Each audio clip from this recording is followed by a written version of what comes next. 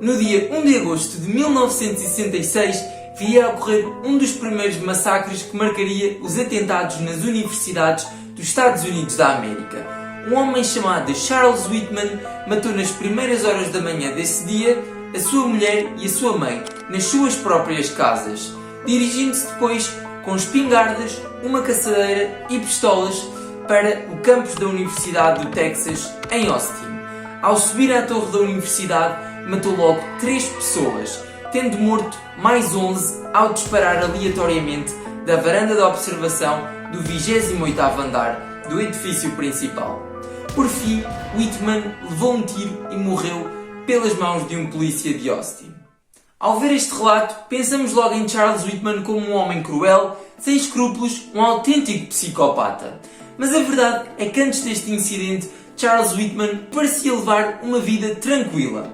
Contudo, na sua infância, o pai dele abusava da sua mãe, maltratava, bem como ele próprio e aos seus irmãos. Antes de ir para a Universidade do Texas estudar Engenharia Mecânica, Whitman tinha previamente alistado-se na Marinha Americana, onde passou com distinção grande parte das provas, nomeadamente as provas de tiro. Mas o que trouxe a história de Charles Whitman ao canal à descoberta do corpo humano? Porquê é que eu estou a falar desta história e o que é que isto tem a ver com o funcionamento do corpo humano? E é isso que vamos já ver. Após a morte de Whitman, na autópsia foi revelado algo que poderia vir a justificar este comportamento terrorista por parte do jovem que morreu apenas com 25 anos. Um tumor cerebral que estava a comprimir a sua amígdala, mais especificamente um glioblastoma. O encéfalo humano possui 2 amígdalas, uma em cada lobo temporal. E a amígdala é uma estrutura fundamental pela nossa reação face às emoções e ao ambiente externo que nos rodeia. A amígdala é muito ativa quando estamos com medo de alguma coisa, como por exemplo de um animal, ou quando estamos num ambiente social desafiante, por exemplo numa discussão que algo não nos está a agradar e estamos a tentar defender-nos. Mas será que foi apenas a alteração da amígdala devido ao tumor que induziu este comportamento terrorista por parte de Charles Whitman? A verdade é que um ano antes do massacre, Whitman tinha ido ao médico queixar-se de dores de cabeça severas, provavelmente causadas pelo tumor, e também de uma vontade inexplicável de querer fazer mal às pessoas. Antes do dia trágico, Charles escreveu uma carta em que disse: "Foi após pensar muito que decidi matar a minha esposa Katie. Eu amo-a muito e ela tem sido uma boa esposa que qualquer homem espera ter. Não consigo explicar qualquer razão racional específica para fazer isto. Não existe qualquer dúvida na minha cabeça que eu amo esta mulher com todo o coração." Por esta carta e pelas queixas ao ir ao médico, leva-nos a crer que Charles Whitman estava a ser manipulado pelo seu tumor e que ele próprio não queria fazer mal e não tinha qualquer razão racional para fazer isto.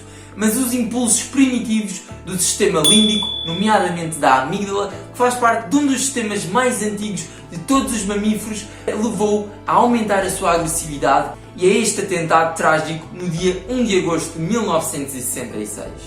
Para entendermos melhor o comportamento de Charles Whitman, vamos explorar melhor a amígdala.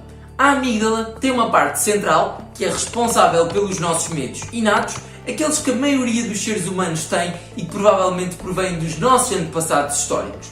Mas depois temos uma parte basolateral da amígdala, que é responsável pelos medos aprendidos, aquele que nós desenvolvemos com a nossa experiência de vida, face a alguma situação desagradável que, quando somos expostos a ela novamente, esta parte da amígdala ativa e desencadeia respostas fisiológicas para nos adaptarmos a esta situação.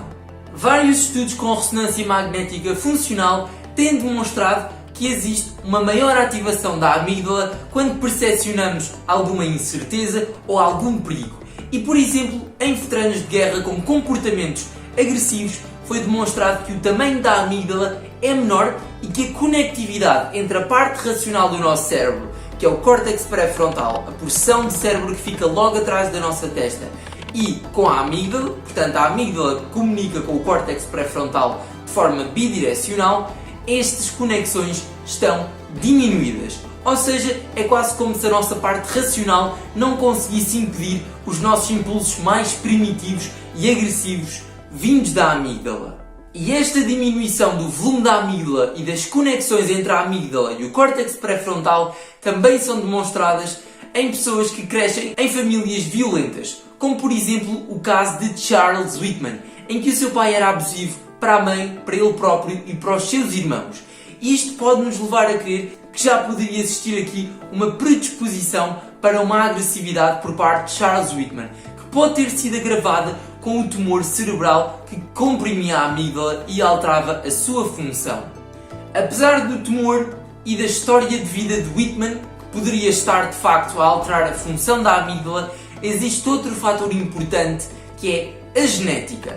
Sabemos que o pai de Whitman já era agressivo e também sabemos que o irmão de Whitman morreu com 24 anos numa luta num bar. Ou seja, a agressividade podia já ser uma tendência e Whitman estar predisposto a ser. E o mínimo fator que pudesse desencadear isso, como um tumor a pressionar a sua amígdala, poderia vir a desencadear a agressividade que estava dentro de si, mas que felizmente estava a ser inibida pelo seu córtex pré-frontal. Nunca saberemos ao certo se o comportamento terrorista de Whitman foi apenas manipulado pelo seu tumor ou se ao crescer com um pai violento e ter uma paixão precoce por armas poderá ter tido um papel importante no desfecho trágico que tirou a vida a 16 pessoas.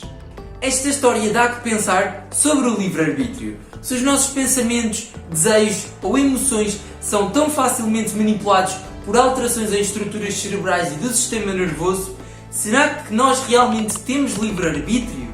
De uma perspectiva neurobiológica, o livre-arbítrio pode parecer uma mera ilusão, já que o nosso comportamento é continuamente moldado pelo ambiente que nos rodeia. Estamos continuamente a responder aos estímulos. De qualquer forma, a violência pode ser um sintoma de uma doença cerebral, tal como qualquer outra do sistema nervoso. E tal como as várias habilidades que os seres humanos têm, o livre-arbítrio pode ser afetado quando existe uma alteração do bom funcionamento do sistema nervoso, já que no final de contas é o sistema nervoso que controla o nosso comportamento e que de facto nos faz gerar respostas face aos estímulos. E esta foi a história de Charles Whitman, que tudo nos leva a crer, tanto pelas cartas que escreveu como as queixas que relatou ao seu médico, que a sua tomada de decisão podia estar a ser manipulada de facto pelo seu tumor. Mas não podemos descartar os fatores genéticos e a história familiar de Charles Whitman, que puderam ter um papel fundamental neste desfecho trágico no dia 1 de agosto de 1966, que iria tirar vida a 16 pessoas. E a do próprio Charles Whitman. Se gostaste deste vídeo e aprendeste mais sobre a amígdala, uma estrutura cerebral super importante pelo controle do medo e da agressividade, deixa o like. Se ainda não és inscrito aqui no canal, subscreve porque isso ajuda muito o canal e também tens acesso a novos vídeos. Carrega no sininho para receberes as notificações assim que um vídeo novo sai e vemo-nos na próxima descoberta do corpo humano. Até à próxima!